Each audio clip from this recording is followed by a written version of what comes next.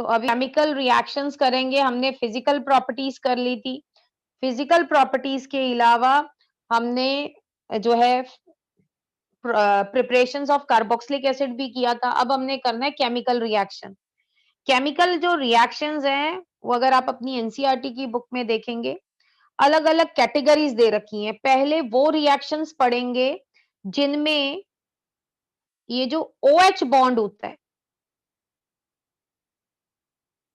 ये वाला bond break हो रहा है। मतलब एसिड जब H प्लस देते हैं, और आपको पता है जब भी कार्बोक्सिलिक एसिड H प्लस देते हैं, it means they are acidic in nature. तो ये जो रिएक्शंस हैं ये शो करते हैं कि भाई ये एसिडिक इन नेचर है। जो आपका कार्बोक्सिलिक ग्रुप है ये एसिडिक ग्रुप है, क्योंकि ये H डोनेट करता है H प्लस, और ये बहुत ज्यादा इंपॉर्टेंट है। देन नेक्स्ट आता है क्लीवेज ऑफ COH बॉन्ड। मतलब कुछ ऐसे रिएक्शंस हम पढ़ेंगे जिनके अंदर ये COH बॉन्ड ब्रेक होगा, तो हम इसको आगे डिस्कस करेंगे। देन नेक्स्ट लिखा है रिएक्शन इन्वॉल्विंग COOH ग्रुप, जिनमें ये जो पूरा ग्रुप है, ऐसे रिएक्शन जिनमें ये पूरा ग्रुप इन्वॉल्व होगा। कुछ ऐसे रिएक्शंस होंगे जिनमें ये पूरा ही यहां से कार्बन डाइऑक्साइड निकल जाएगी, या कोई और रिएक्शंस, उनको हम आगे डिस्कस करेंगे अभी। और लास्ट जो है वो है सब्स्टिट्यूशन इन हाइड्रोकार्बन पार्ट। मतलब जो COOH ग्रुप है इस पे कोई असर नहीं होगा। ये जो पीछे जो चेन लगी होगी, चाहे वो R हो या एरोमेटिक अराइल ग्रुप हो, इसके ऊपर कोई जो है सब्स्टिट्यूशन होगी, इसके हाइड्रोजन की जगह कोई और ग्रुप आके लग जाएगा। तो इनके अंदर ये जो क्वेश्चन नंबर आपका 4 आता है, इसके अंदर नेम रिएक्शन आते हैं और एक रीजनिंग आती है। फिर ये जो सेकंड और थर्ड में भी इसमें भी ज्यादा कुछ है नहीं, मेन जो है वो इसी में है, reaction involving cleavage of OH bond, या जिसको हम बोलते हैं एसिड स्ट्रेंथ के ऊपर बात करेंगे हम यहाँ पे। तो ये बहुत ज्यादा इंपॉर्टेंट है, तो पहले इसी को डिस्कस कर लेते हैं। तो सबसे पहले तो हम रिएक्शन देखते हैं कि ऐसे कौन से रिएक्शंस होते हैं which are due to acidic character of carboxylic acid. तो पहला रिएक्शन आता है कि जब भी कार्बोक्सिलिक एसिड सोडियम या किसी मेटल के साथ रिएक्ट होते हैं तो कार्बोक्सिलेट आयन बनता है। तो यहाँ पे अगर आप देखें क्या हो रहा है, जब सोडियम के साथ रिएक्शन हो रहा है तो ये हाइड्रोजन यहां से रिमूव हो जाता है और इसकी जगह पे आपका आ जाता है Na+। तो जब सोडियम के साथ रिएक्शन हो रहा है तो आपका ये sodium salt of carboxylic acid बनता है प्लस हाइड्रोजन गैस बनती है।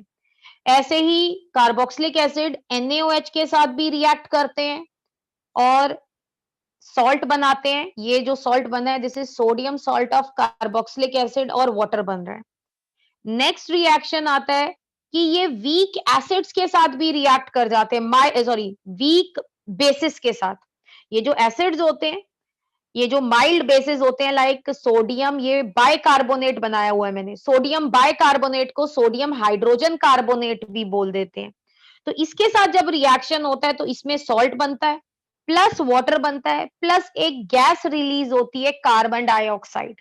जब भी गैस रिलीज होती है तो ब्रिस्क एफर्वेसेंस आती है। अगर ब्रिस्क एफर्वेसेंस बोलें कि कैसी लगती है देखने में, आपने देखा होगा जब आप सोडा के अंदर एक ड्रॉप या आप उसमें अ पिंच ऑफ सॉल्ट डालते हैं तो क्या होता है, उसमें से बबल्स निकलते हैं, झाग निकलती है, क्योंकि उसमें गैस होती है, बिकॉज गैस इवॉल्व हो रही होती है। इसी तरह से जब ये जो एसिड होते हैं इसके अंदर जो है सोडियम बाइकार्बोनेट या सोडियम हाइड्रोजन कार्बोनेट डाला जाता है तो कार्बन डाइऑक्साइड जो है इवॉल्व होती है।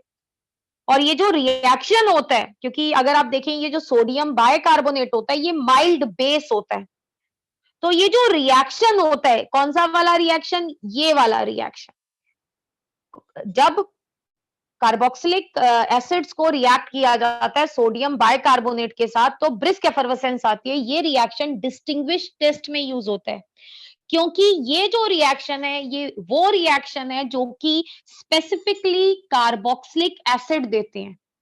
ये जो रिएक्शन होता है फिनॉल नहीं देता है, क्योंकि जो फिनॉल होता है ना it is weaker than carboxylic acid. जो फिनॉल्स होते हैं हालांकि वो भी एसिडिक होते हैं but they are weaker acid, they are weak acid than carboxylic acid. तो ये जो रिएक्शन है बाइकार्बोनेट के साथ, सोडियम बाइकार्बोनेट के साथ, ये सिर्फ कार्बोक्सिलिक एसिड देते हैं। तो ये हम डिस्टिंग्विश बिटवीन में यूज करेंगे। तो यहाँ पे डिस्टिंग्विश बिटवीन रिएक्शन मैंने लिखे हुए हैं। पहला रिएक्शन आप लिख सकते हैं वो है लिटमस टेस्ट। जो लिटमस टेस्ट है वो तब आप यूज करेंगे जब आप कार्बोक्सिलिक एसिड और फिनॉल को किसी दूसरे फंक्शनल ग्रुप से अलग करेंगे। मतलब आपको एक कार्बोक्सिलिक एसिड दिया हुआ है, दूसरा कंपाउंड जो है वो कोई और दिया हुआ है अपार्ट फ्रॉम फिनॉल, फिनॉल नहीं कोई और दिया हुआ है।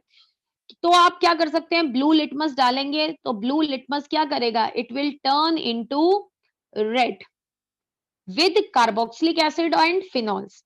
जबकि जो दूसरे फंक्शनल ग्रुप होंगे apart from carboxylic acid and phenols, वो ब्लू लिटमस को रेड में कन्वर्ट नहीं करेंगे। तो ये जो टेस्ट जो मैंने ब्लू लिटमस का बताया है, it is given by both carboxylic acid and phenol. लेकिन मान लो एग्जाम में आ जाता है कि एक कार्बोक्सिलिक एसिड है, दूसरा फिनॉल है। सपोज एक आपके पास बेंजोइक एसिड दिया हुआ है और दूसरा आपको दिया हुआ है फिनॉल। आपको बोला है इनमें डिस्टिंग्विश करिए, मतलब एक ऐसा रिएक्शन लिखिए जो कि एक कंपाउंड जो है देता हो, दूसरा ना देता हो, या दोनों अलग-अलग तरीके से देते हो।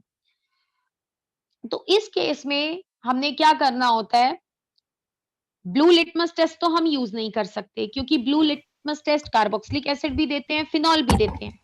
हम कौन सा टेस्ट यूज करेंगे, हम टेस्ट यूज करेंगे सोडियम बाइकार्बोनेट का, क्योंकि जो कार्बोक्सिलिक एसिड होते हैं, कार्बोक्सिलिक एसिड मतलब यहाँ पे बेंजोइक एसिड जो होगा, इसमें अगर आप सोडियम बाइकार्बोनेट डालेंगे तो ब्रिस्क एफर्वेसेंस आएगी, लेकिन जो फिनॉल है उसके साथ कोई भी ब्रिस्क एफर्वेसेंस नहीं आएगी।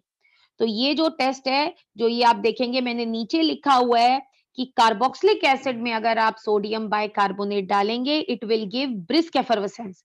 अब ब्रिस्क एफर्वेसेंस क्यों दी इसने, because of formation of carbon dioxide. ये वाइवा में भी क्वेश्चन पूछ सकते हैं। देन जो कोई दूसरा फंक्शनल ग्रुप होगा इंक्लूडिंग फिनॉल्स, उसमें अगर आप सोडियम बाइकार्बोनेट डालेंगे तो कोई भी ब्रिस्क एफर्वेसेंस नहीं आएगी। तो ये एक डिस्टिंग्विश टेस्ट हो जाता है जिससे हम कार्बोक्सिलिक एसिड को किसी भी दूसरे फंक्शनल ग्रुप से अलग कर सकते हैं। ये समझ में आया सबको? Yes ma'am. Yes ma'am. Yes ma'am. ठीक है, नेक्स्ट आता है बेटा, जो कार्बोक्सिलिक एसिड होते हैं they are acidic in nature. अब वो एसिडिक क्यों होते हैं वो भी अभी मैं बताऊंगी।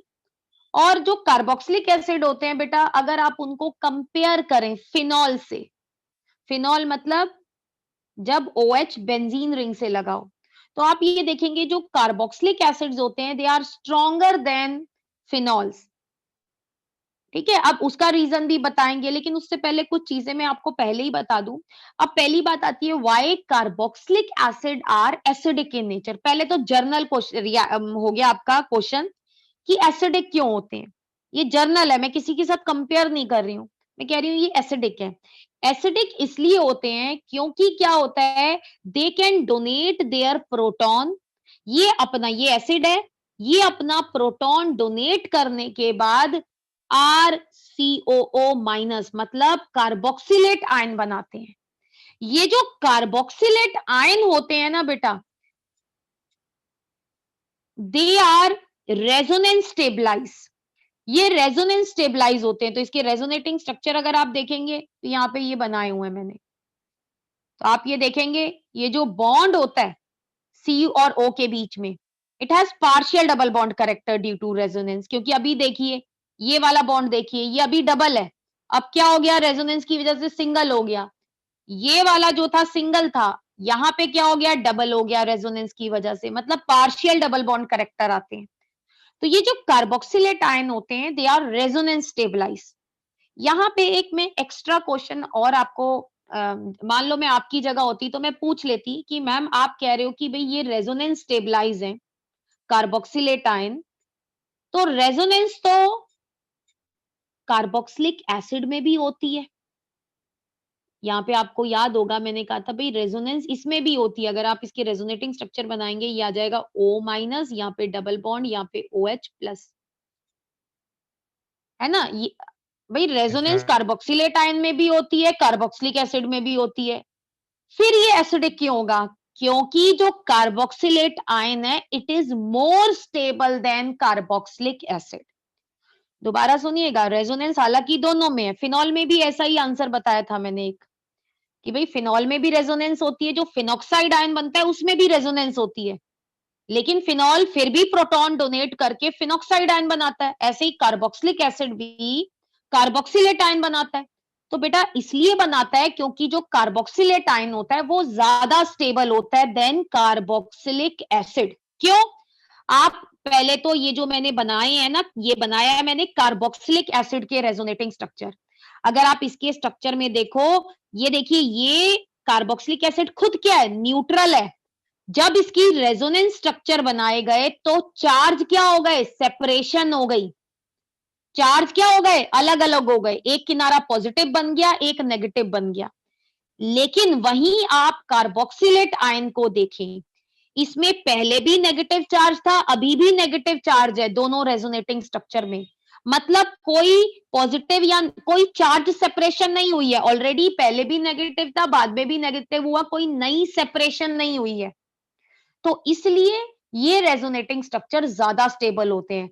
जिन रेजोनेटिंग स्ट्रक्चर में चार्ज सेपरेशन होती है, मतलब एक स्ट्रक्चर न्यूट्रल है, दूसरे में पॉजिटिव और नेगेटिव चार्ज आ गए, वो कम स्टेबल होते हैं। तो इसलिए जो कार्बोक्सिलिक एसिड के रेजोनेटिंग स्ट्रक्चर होते हैं दे आर लेस स्टेबल, और कार्बोक्सिलेट आयन के जो रेजोनेटिंग स्ट्रक्चर होते हैं दे आर मोर स्टेबल।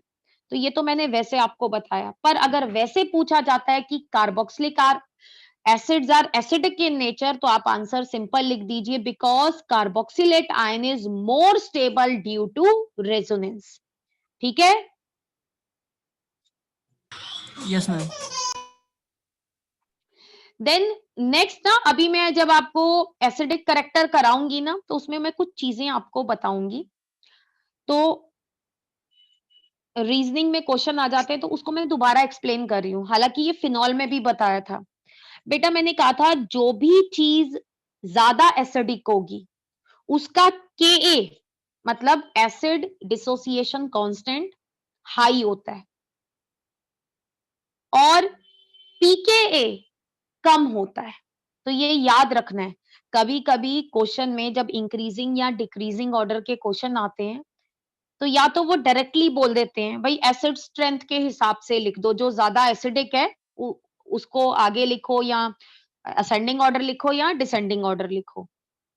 तो कभी कभी एसिडिक करेक्टर के हिसाब से लिखना आता है, लेकिन कभी कभी वो आप बच्चों को कंफ्यूज करने के लिए क्या देते हैं, arrange this compound in increasing या डिक्रीजिंग ऑर्डर ऑफ पीकेए। तो वहां पे बच्चे कंफ्यूज हो जाते हैं, वहां पे वो ये सोचते हैं कि भाई कोई कंपाउंड मान लो ए बी और सी है, मान लो सी सबसे ज्यादा एसिडिक है, तो बेटा याद रखिए अगर मैं इसका पीकेए लिखूंगी तो सी का जो पीकेए आएगा वो सबसे क्या आएगा? कम आएगा, क्योंकि जो ज्यादा एसिडिक होगा उसका पीकेए क्या आने वाला है? पीके कम आने वाला है। ठीक है, ये चीज ध्यान रखनी है कि वो कंफ्यूज करने के लिए कभी डायरेक्ट क्वेश्चन दे देते हैं भाई एसिड स्ट्रेंथ के हिसाब से अरेंज करिए, कभी कभी कह देते हैं पीकेए के हिसाब से अरेंज कीजिए। तो याद रखना है कि जो भी स्ट्रॉन्ग एसिड होगा उसका पीकेए कम आएगा, ज्यादा नहीं कम आएगा। जैसे पीएच होता है ना, तो आपको पता है जो ज्यादा एसिडिक होता है उसका पीएच क्या आता है? कम आता है। मान लो मैं दो कंपाउंड दे दूं, मैं एक का कह दूं पीएच 6 है, एक का कह दूं पीएच 4 है। अब मैं बोलूं कौन सा ज्यादा एसिडिक है, 6 वाला या 4 वाला? 4 वाला। 4 वाला। हाँ, ऐसे ही बेटा पीकेए भी होता है, पीकेए जिसका कम होगा वो ज्यादा एसिडिक होगा। तो इस कंसेप्ट को मैं आगे यूज करूंगी। देन बेटा नेक्स्ट आता है, इन्होंने कंपेयर किया हुआ है, हालांकि ये जो कंपैरिजन है ये एनसीईआरटी में नहीं दिया हुआ है, लेकिन फिर भी मैं आपको बता रही हूं। ये कह रहे हैं अगर आप अल्कोहल को, हालांकि अल्कोहल हमने पहले पढ़ा था कि अल्कोहल जो होते हैं they are even weaker than water, मतलब जो अल्कोहल होते हैं ना वो वाटर से भी वीकली एसिडिक होते हैं, ये तो हमने पहले ही पढ़ा था।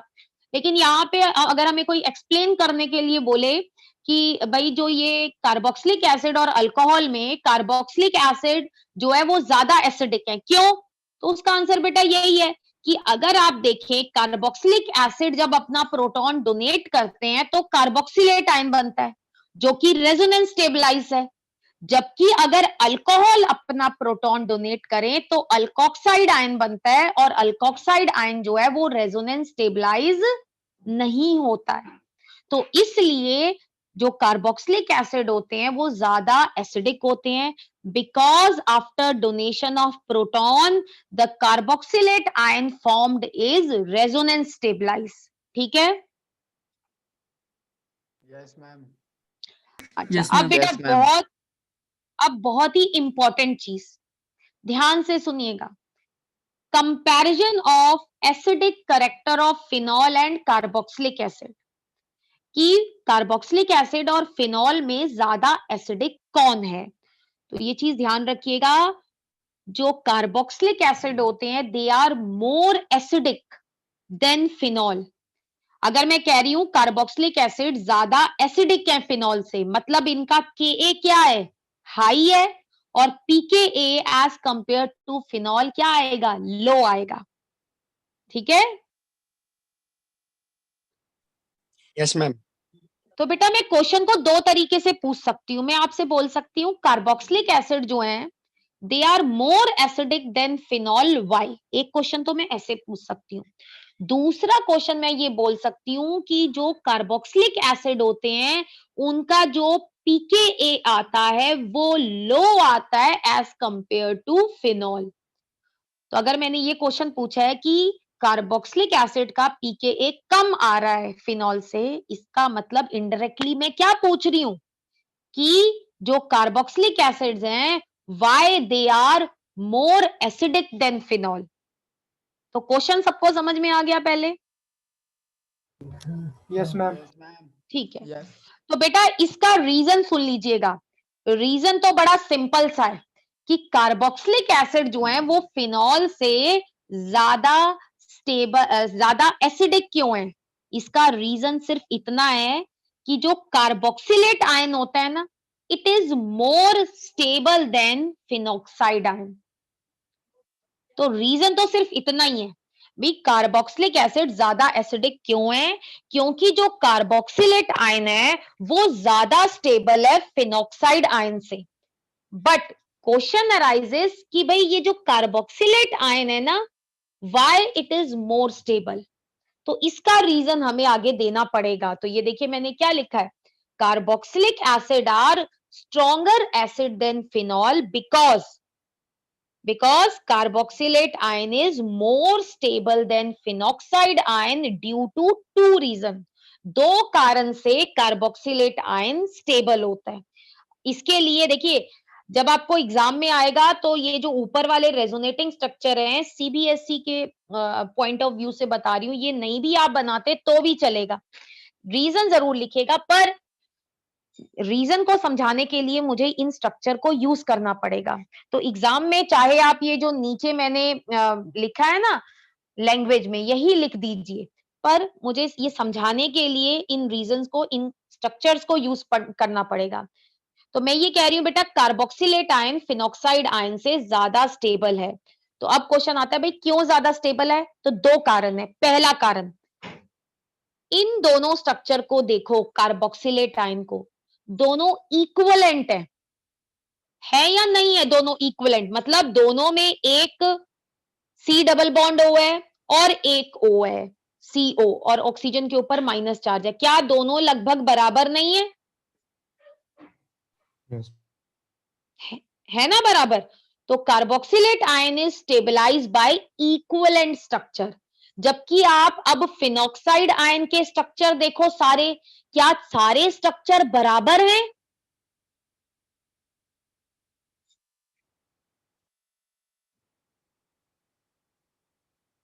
ये स्ट्रक्चर इसके बराबर जरूर है, ये स्ट्रक्चर ये वाला जो है ये इसके बराबर है, लेकिन ये भी अलग है, मतलब लगभग तीन अलग अलग तरह के स्ट्रक्चर बन रहे हैं। तो मतलब जो फिनॉक्साइड आयन है वो ज्यादा स्टेबल क्यों नहीं है, क्यों? पहला कारण देखिए, carboxylate ion is stabilized by two equivalent resonance structure while phenoxide ion has non-equivalent resonance structure. तो पहला कारण ये हो गया। अब आता है दूसरा कारण कि कार्बोक्सिलेट आयन ज्यादा स्टेबल क्यों है। इसके लिए आप इसके कार्बोक्सिलेट आयन के रेजोनेटिंग स्ट्रक्चर देखिए। नेगेटिव चार्ज ऑक्सीजन पे आ रहा है दोनों ही स्ट्रक्चर में, और आपको पता होना चाहिए जो ऑक्सीजन होता है वो एक इलेक्ट्रो नेगेटिव एटम होता है, और नेगेटिव चार्ज पे जो आपका नेगेटिव चार्ज है वो किस एटम पे प्रेजेंट है? मोर इलेक्ट्रोनेगेटिव एटम पे। और आपको पता है इलेक्ट्रोनेगेटिव एटम जो होता है वो अपने ऊपर नेगेटिव चार्ज जो है ज्यादा बढ़िया तरीके से अकोमोडेट कर सकता है, क्योंकि इलेक्ट्रोनेगेटिव एटम का तो काम ही होता है इलेक्ट्रॉन को छीन कर रखना। अगर मैं लेमन टर्म्स में बोलूं तो इलेक्ट्रोनेगेटिव कौन होता है? जो इलेक्ट्रॉन को छीनता है। जब कोई इलेक्ट्रॉन को छीनता है तो मतलब उसके ऊपर नेगेटिव चार्ज आता है ना, तो ऑक्सीजन के ऊपर यहाँ नेगेटिव चार्ज है, मतलब मोर इलेक्ट्रोनेगेटिव एटम के ऊपर नेगेटिव चार्ज है। मतलब ये हुआ कि ये बढ़िया तरीके से नेगेटिव चार्ज को अकोमोडेट कर सकता है। अब बेटा वही आप ध्यान दीजिए फिनॉक्साइड आयन के रेजोनेटिंग स्ट्रक्चर पे, और नेगेटिव चार्ज देखिए कहां कहां आ रहा है। बेटा ये देखिए कहां आ रहा है? ऑक्सीजन पे, कार्बन पे, कार्बन पे, ये कार्बन पे, यहां ऑक्सीजन पे। इसका मतलब नेगेटिव चार्ज सिर्फ इलेक्ट्रोनेगेटिव ऑक्सीजन पे नहीं आ रहा है, ये एक कार्बन एटम पे भी आ रहा है। और आपको ये पता होना चाहिए कार्बन एटम क्या ऑक्सीजन से ज्यादा इलेक्ट्रोनेगेटिव होता है या कम इलेक्ट्रोनेगेटिव होता है? कम होता है। कम होता है। तो इसका मतलब इसमें जो नेगेटिव चार्ज है फिनॉक्साइड आयन में वो बेटर तरीके से डीलोकलाइज नहीं हो पाएगा। मतलब डीलोकलाइज है पर ऑन, ये देखिए क्या लिखा है, in carboxylate ion negative charges delocalize over two electronegative oxygen atom, while in phenoxide ion negative charges less effectively delocalize over one oxygen atom and less electronegative carbon atom. इस वजह से जो फिनॉक्साइड आयन है वो ज्यादा stable नहीं है as compare to carboxylate ion. दोबारा सुनिएगा, मैं ये नहीं कह रही हूं कि फिनॉक्साइड आयन स्टेबल नहीं है, मैं उसका कंपैरिजन कर रही हूं कि भाई वो लेस स्टेबल है as compare to carboxylate ion. ठीक है, जब कंपैरिजन होता है, मान लीजिए दो बच्चे हैं, एक की हाइट लेट अस सपोज 6.5 है और एक की हाइट 6 है। अब मुझे बताइए क्या दोनों लंबे नहीं है? दोनों लंबे हैं, लेकिन जब मैं कंपेयर करूंगी तो ज्यादा लंबा कौन है? ठीक है, 6.5 वाला। तो बेटा इसका मतलब ये, मैं ये नहीं कह रही हूं कि फिनॉक्साइड आयन जो है वो एसिडिक नहीं है, या वो फिनॉक्साइड आयन जो है, सॉरी, फिनॉक्साइड आयन जो है वो ज्यादा जो है स्टेबल नहीं है। मैं ये नहीं कह रही हूँ कि वो बिल्कुल स्टेबल नहीं, मैं कंपेयर कर रही हूँ कि जो फिनॉक्साइड आयन है it is less stable than carboxylate ion due to two reason. पहला रीजन था बिकॉज जो आपका फिनॉक्साइड आयन है वो लेस स्टेबल क्यों है? Because it has non-equivalent structure while carboxylate ion has equivalent structure. And carboxylate ion में negative charges delocalize over two electronegative oxygen atom, while in phenoxide ion negative charges less effectively delocalize over one oxygen atom. ये समझ में आ गया सबको? Yes ma'am. ठीक है, तो ये यस मैम। क्वेश्चन बहुत इंपॉर्टेंट है, बहुत बार रिपीट हुआ है, तो इसमें दो कारण भी पूछे गए हैं, तो ये रहे दो रीजंस। ठीक है, अगर मान लो आप कहते हो कि नहीं मेरे से ना ये मैं भूल जाता हूं, तो मत लिखो, ये नहीं लिखने, ये जरूरी नहीं है लिखने। जो आपके रेजोनेटिंग स्ट्रक्चर है ये बनाने जरूरी नहीं है, पर ये जरूर आप लिखेंगे दोनों रीजन। देन बेटा अब आता है कि अब मैं कार्बोक्सिलिक एसिड को ही ना कंपेयर करूंगी, तो इसको हम बाद में कर लेंगे नेक्स्ट क्लास में।